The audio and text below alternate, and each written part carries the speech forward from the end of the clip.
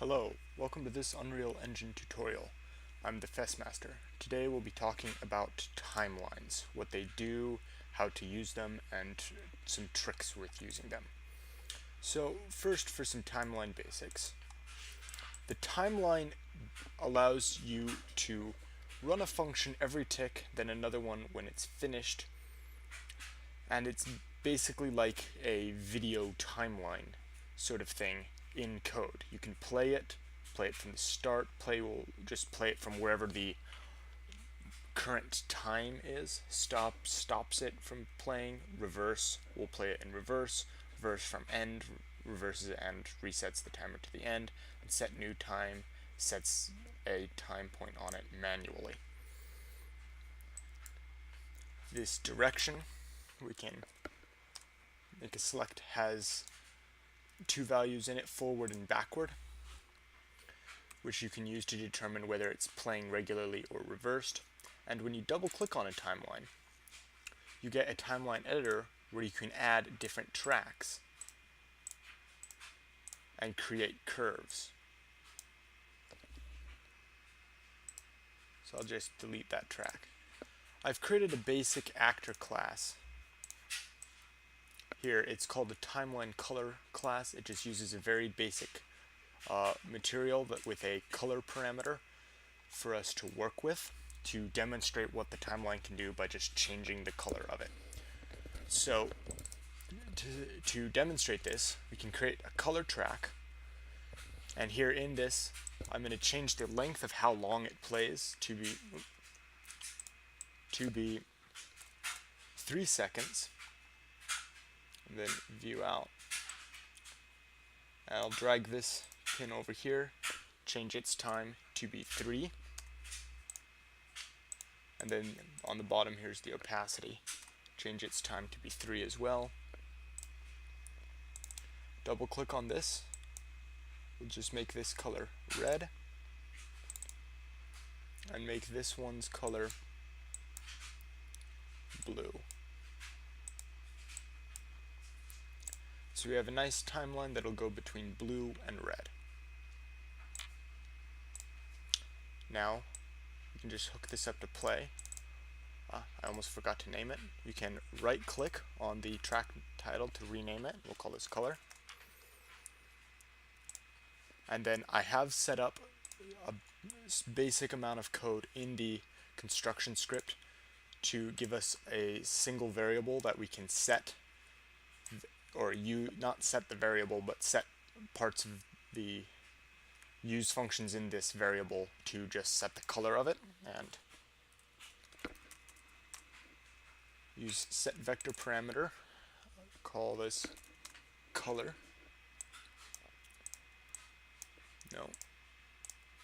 Plug that into the update and plug the color into the value, compile and play, and there we see it changed colors from blue to red.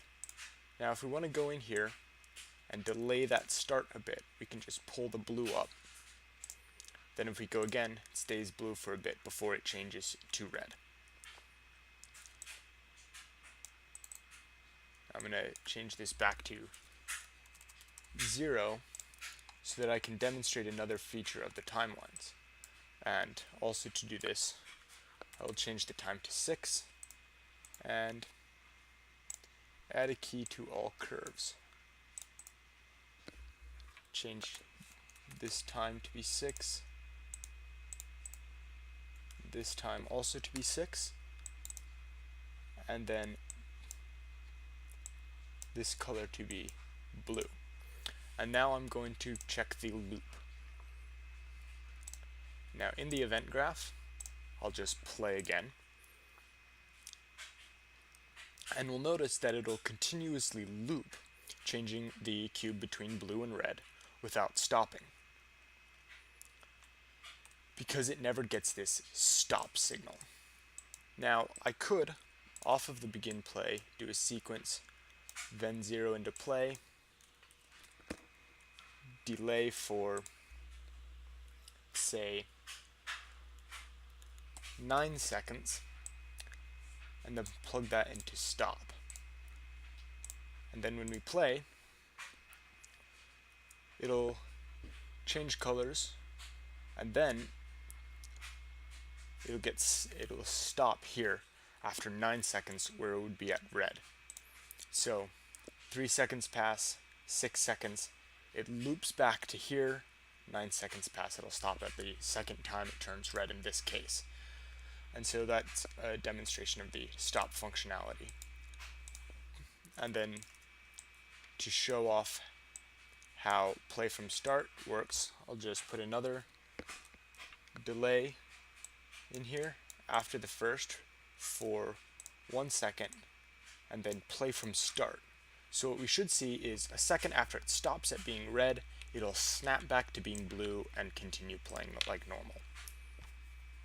So first red, second blue, second red, and stops, and then snaps back to blue.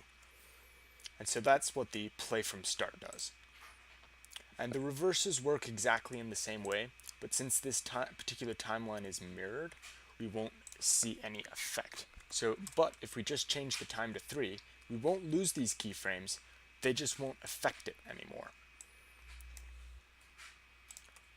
And so we can do play to show how this works, and we'll see it changes from blue to red, then snaps back to blue. And then instead of play, we can do reverse. Now it's changing from red to blue and snaps back to red. And the reverse from end works the exact same way. So we can set it up so it plays, and then after a short time we can do a delay. After, say, about 5 seconds, and set the new time to be 1.3. So 1.3 seconds. See it snap back to blue, and then if you notice there was just a slight snapping change as the new time was set. So that's how the new time works. Now, there are a number of other different types of tracks that you can do in here. I'll just delete this color track and add a float track, which tends to be the ones that I use the most. And so, if we just add 2 keys to this track, I'll set this one to be time 0, value 0, and this one's time to be 3, value 1. And now with the float track, there's some handy tools here to change the scaling to match the total number of points. Now since we've lost that, we don't need it. Now, if we make a linear color, we can connect the float up to R and do a simple 1 minus equation to invert of a 0 to 1 float and plug that into the blue. Now if we play, we'll have the exact same effect. Well, might want to bypass the setting the new time to show that the best. But this is having exactly the same effect because it's increasing the amount of red and decreasing the amount of blue equally. Now you could change this up, for example, just do red and green instead. And so that's another type of track that can be used. Delete this and add a vector track. And I'll just add 2 keys here.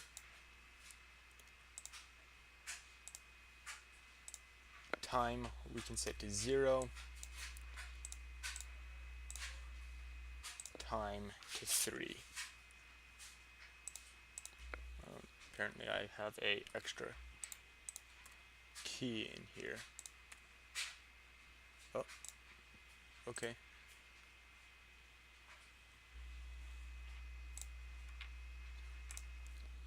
Set this to be 0. That's because there are multiple. So now we have a vector track. I forgot that there are multiple. So if you want our blue, for example, to increase,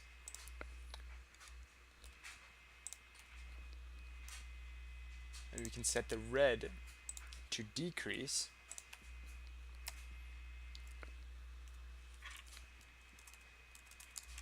in this vector track.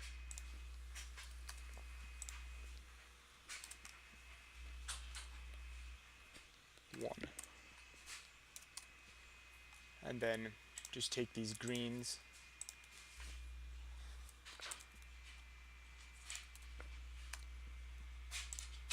and zero them out. We can come back here, we no longer have our float. This is a vector, which we can then break that, hook the X, Y, and Z into the RGB, and we play, and we have, again, the same effect of it, just of the color change. And while this isn't the color changing is obviously not the only thing that a timeline can be used for, I am using it for the demonstration of these different tracks because it's relatively easy to see. There is another type of track called the event track. It looks identical to a float, but you just add single keys to it, like this, and there's no line connecting them. And now, when you come out of it, instead of finding a value track, you'll find a event. And so off of this, I'll just do a print string and have it say hello. And then we'll notice that on the screen, there are several hellos popping up as that event is fired. And if we delete one of these, we will find that they pop up a little bit less. But that is how an event track works. So those are all the different tracks that you can use in a timeline.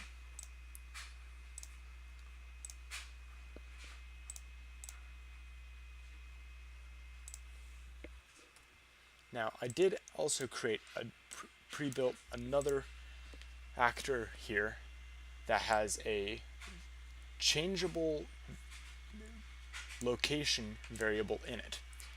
And we'll just look at what it does. It moves from where it started to where that is placed and back, and continues to just bounce like that. So now I'll let you take a look at the code. I have an end variable, which is instance editable, and I've turned on the show 3D widget. It's a vector, and a start, which is just set to the actor's location at the begin play. And then I have a timeline sitting here, but nothing plugged into it. And I'll show you how this works. I've checked what is called autoplay on it, as well as loop. And it's a simple 0 to 1 lerp value over 10 seconds. And I've called it lerp track. Now in the event graph, what I've done is I've used this in a lerp vector node to go between the world location start and that world location with the offset of end added to it. And so it finds a point in between that based upon the 0 to 1 value and sets the actor there with sweep true so that it doesn't go through things, which I can demonstrate. I'll just set it up to so the path will go through this white physics cube. And you'll notice it gets blocked by it. And that's why I have the sweep turned on. But this is a demonstration of how you can use a timeline with non-set in stone values, because you can't change the values of the tracks dynamically. You have to go into the timeline editor to do that. But that doesn't mean you can't have dynamic start and end points or highs and lows. The way you do that is using a float track and driving a lerp with your high and low value defined. And you can make this as complicated as you want. So I'll just heavily modify this track here.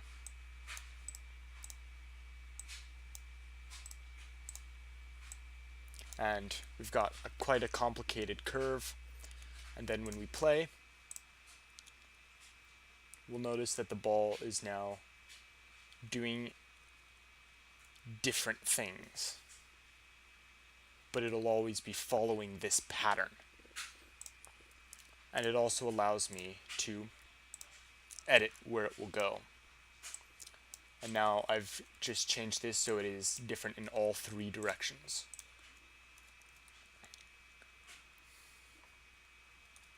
As it allows me to have those dynamic start and end points, like I've mentioned a couple times now.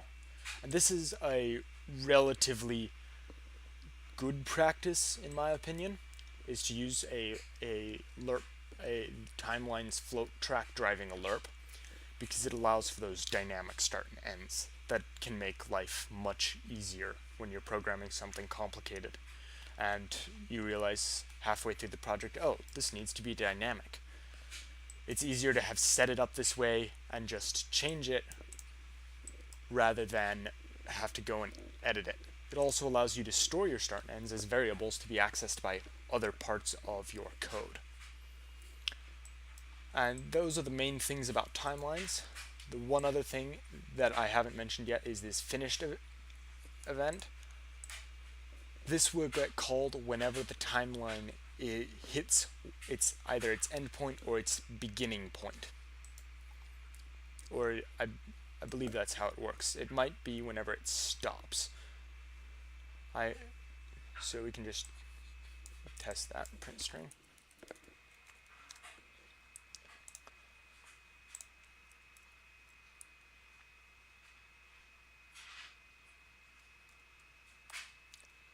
It's whenever it stops, because it should have triggered it. Well, make this much simpler so it's easier to tell. When it gets back there, if it triggers it,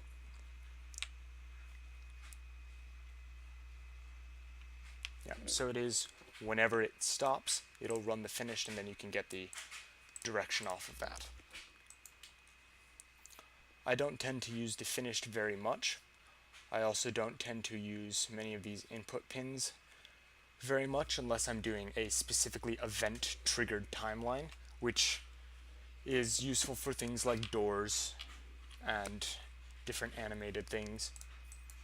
But oftentimes just a moving object can use a timeline. They can be used quite a bit to just bring some life to your scene.